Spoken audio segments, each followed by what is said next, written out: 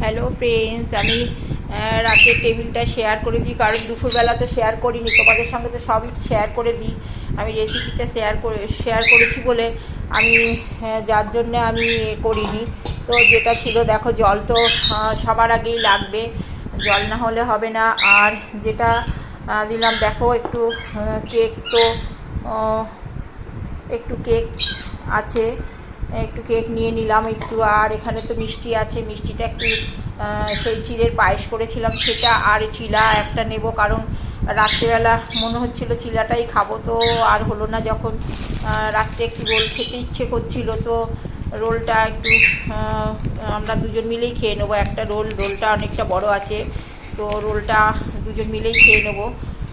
রাত্রিবেলা তো বেশি আমাদের খাওয়ার লাগে না, কারোরই লাগে না যদিও। তো আমি এটাকে এরকম কেটে দুভাগ করে নিয়ে